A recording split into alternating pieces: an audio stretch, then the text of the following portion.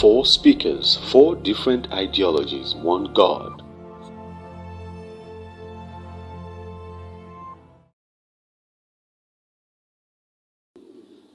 So, looking at this now, is it then okay, looking at how corrupt the world is it biblical for a Christian to dabble into politics? Truly speaking, my prayer is that the people that should rule, say Nigeria, will not just be Christians. I mean God-fearing. You see, I mean Christians in the sense that by virtue of our faith, we're supposed to be God-fearing. That is why we say Christians. My desire is that for Christians to be there. And anything we will do to encourage Christians to be there, we should do it. But I say, in the present setting in Nigeria, it's party politics. They have no provision yet for independent candidates. Now, the party politics is such that it's not, even in the kind of party politics in Nigeria, even if it is ideology based, it does not make room for ideology based. The emphasis that it should have a national outlook. So if it says it's going to be a national outlook, then you must make room for other tribes, other religions. So it must be non-religious, non-tribal, non-regional, and things like that. So if there is no provision for faith-based party politics, so where will the Christians fit in? You must compromise. You must compromise. You see, and so it's not easy in the setting here in Nigeria. Is it wrong? Is it then wrong to have a Christian Muslim ticket? That is still politics. To give it a national, because when you say Christian Muslim ticket, which one is the Christian? Which one is the Muslim? The head Christian. Yes, and the deputy Muslim. The deputy is always spare tire. There's no power. There's no influence. Nothing. There's nothing. After the present setting in Nigeria, does the vice president? He has no constitutional power now. He has no constitutional power. So he's there. But of course he's there, and by virtue of his position there, certain you feel represented. You feel represented. And I want you to note that the Bible says we should not be unequally yoked. You see, that is a yoke with unbeliever. So when you yoke, then there will be mixture of ideas, give and take. So that is why I said it's going to be difficult. When they reach there, what do they do to promote the Christian faith? You are not able to. Because if you go there, you are not supposed to speak. I was watching, I want to be very careful, one of the governors, when he was elected, when he was, in fact, specifically the governor of Ogun State, the present one. I watched his Thanksgiving service in a Redeemed church in London, where he went thanking God for his victory when he was a governor-elect before they were sworn in. And he was telling his testimony, so I said, wow. And from the way he was speaking, maybe he looked like a minister or maybe one of their pastors, or at least, he looked like a Christian. He gave all the glory to God. But brethren, Christian, I said, when this big brother Niger, the guy that won, we all know how immoral that program is. But you see that he gave him an award also, a prize or something. So what are you promoting? So you get what I'm saying now. Now is that not a Christian that is in power? Then I was watching again, that he commissioned Oshogo Oshoba Center, they built something in the State House there for something for journalists. What do they call it? Their Press house. The press house. Thank you. And he was going to commission it. I watched him. Every Christian will go and commission it in the name of the Lord Jesus. But I was watching him keenly. He said, and this is to the glory of God. And he cut it. Do you understand? So that every religion there will say amen. But you know the Muslim will say Allah. So, so tell me now, who are the Christians you say you are sending there? I'm using that as an example. Okay. So as we're wrapping up, sir, so I don't take too much of your time. Yes. What then is the way forward? Because Nigeria, the way it is, there is clamor here and there, clamor for breakups, secessionists, banditry, everything is upside down. What can we do? Because as Christians, we shouldn't just look on. We are concerned. We should be concerned. What can we do? How can we act? What are the steps to take? You see, there is. I want you to note that there is no constitutional provision for us as Christians.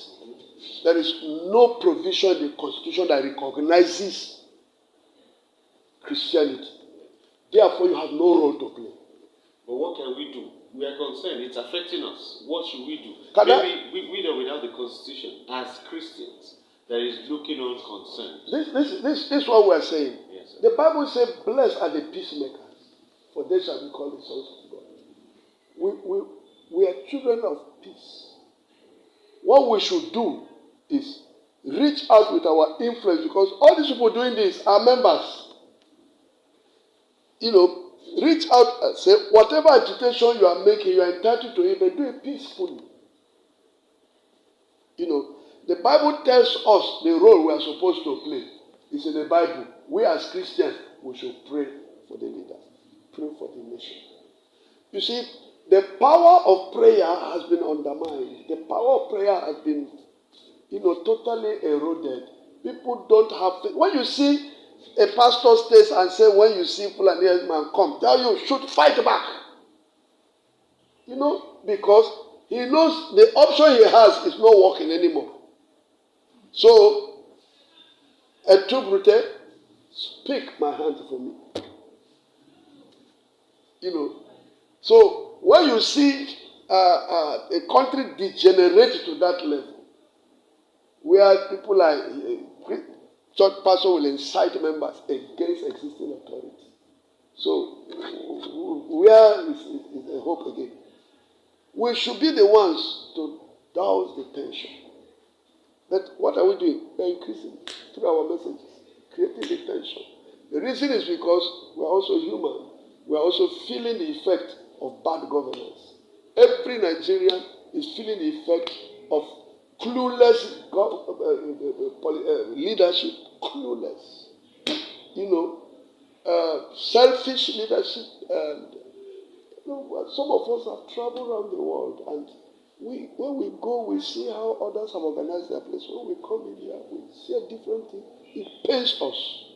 And those of us who are old, we know how it was in the past. And how it is degenerating. Even music. They call it old school. But those were philosophical songs. Those musicians were singing. Even with his Indian hymn, Bob Marley was singing philosophical songs. So, but now, you don't know what they are saying. You don't know. They're just grace, that's all everywhere. Nothing. Nothing to learn about life. Nothing. It's degenerated, and then we're crying. We have children. Where is this all going to end up? The road is going more and more. We are an import-dependent economy. We are not producing anything. We're a consumer nation. So, here we are. Therefore, there will be joblessness, unemployment. So youth restfulness, they are, the youth must have something to do. So you have the politicians again that will go and engage them, arm them against. See, arms everywhere. There are more arms outside than the legal arms, And now the politician can decide. Everywhere stand still in a town, and everywhere will stand still. So the rot is getting so much, and my prayer is that those of us who have influence because of followership, is that we should use it and redirect their mindset towards peace. You can achieve whatever you want to achieve, but by peaceful means. Peace. Because even at the end, after you kill yourself, you are still going to end up in a round table. Every war ended in a round table where you should have started. So, and see all the losses. There's insecurity everywhere. And I think what we should do is go more into prayer, because we believe there's nothing God cannot do. Serious prayers. Let's pray for the country. Pray for our leaders. Pray that God will give us the right leadership. But to say the right leadership ought to be Christian, I can tell you there are more honorable Muslims. There are Muslims, that I know, that are more honorable than many Christians. They keep their word. There are bad ones everywhere. I'm saying that you will not be good because you go to church. Because they have been there and we see what they are doing. We see what they are doing. They join in the type of dirty politics, like what we saw happening in those states. And other places. We see them. We see them. So that is why I said ours is, let's follow where the Bible tells us we should pray for our leaders and believe that God will answer. And I don't know how Nigerian problem will be solved, but I'm praying that it will be solved and solved soon. Just two more questions, then we'll wrap up. Some churches or some Christian organizations have decided that now they want to have a stronger influence by participating in the process of selecting a leader. So when the leaders, like the recent chairmanship primaries, so maybe when the time has come for the main election, they will want to meet the politicians, screen themselves, go to their churches, find out what role they play in church, then identify their leadership qualities. And when they identify the people they feel are good enough, they then go to the altar and tell their members to go out and vote for this kind of leader. Is that a right process? It's not even workable. It's not even workable.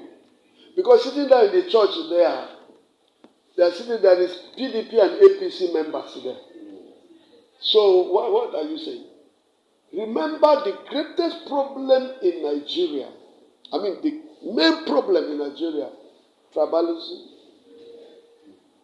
and even religion, even in the Christian faith, you still have denomination. Are you saying that a redeemed person is standing for election, and the pastor, listen, a redeemed member has become a consensus candidate for churches? All right?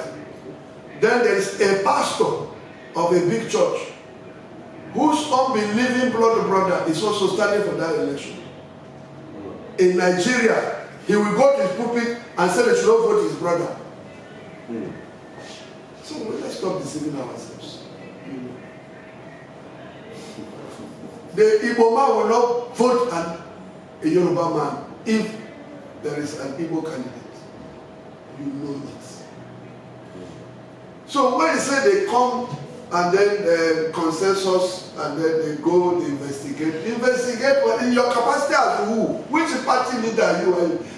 We all know the process of selection in Nigeria. Tell me who truly wins election by the ballot. Through ballot. You just mention. Tell me who. If it is so, then why do we have all the heavy security around during elections? If we have why do we go to court, go to court, go to court?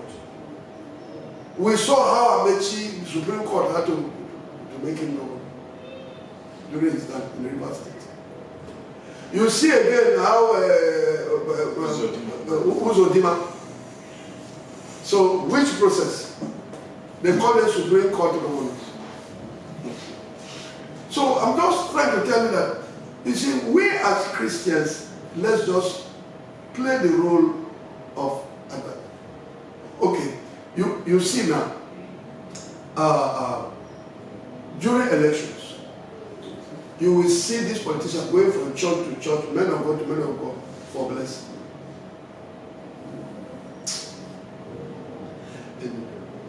But we know what the game is all about. What are they going there?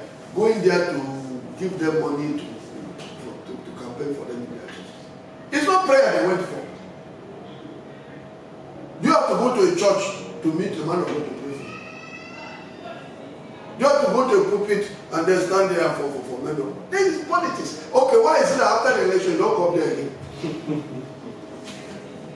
The demands of politics. So it's just politics, nothing more, and they can do anything. After you finish that, he's going to mosque. Ayofa is not a Christian. Yes. Eh? When he was governor the first time in the Ekiti State, on Saturday he was in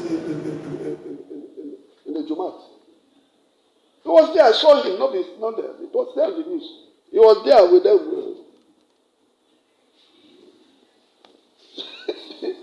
I saw it. It's not this thing, you know. Because to him, he's a governor of all. That's politics. That's what I'm saying. That is politics. So he goes there Friday, on Sunday he goes to church. I'm governor of. So that is the Christian that will be there. Lastly, sir, what is Christ saying about the current day Nigeria? Is there hope? What is the way forward? You say Christ? Yes, what's God saying? Is there any revelation about Nigeria moving forward? Where are we going? What's the way out? Are we losing hope? When is it? Is this how we're going to continue until rapture? What's the end? Can I tell you, Nigeria is made up of two nations that I know. Nigeria, which is made up of the 36 states, is a nation. Then we have the nation of God in Nigeria, called the body of Christ. Now, God does not care about what is happening in the other nation called Nigeria. If he's going to speak at all, he's speaking to his own nation located here in Nigeria, the church. That is why it sounds so funny to me when people come out and they say they have prophecy for Nigeria. Nigeria, God is saying Nigeria. I said, shut up! God has no message for any Nigeria. The only message he has for Nigeria is give your life to Christ or perish. The other message is, it's not prophecy. 1 Corinthians chapter 14. To edify us, to comfort us, and to exhort us. The message is for us. When election is going on and then these people are trying to attract attention, they'll be giving funny predictions and say they are prophecies. And then even when it comes to pass, then they want to look and say, as if they are the God who has spoken. Okay, and things are happening now. They're not even things that shake the nation. Nobody says about it. Who prophesied about the coronavirus? In fact, there is anything, it's only this church that saw it. I don't know anyone. Because we don't make noise. 31st December 2019, a young prophetess in the church here, Marach. She said there is a deadly sin that is coming to get worse by the month of March next year, 2020.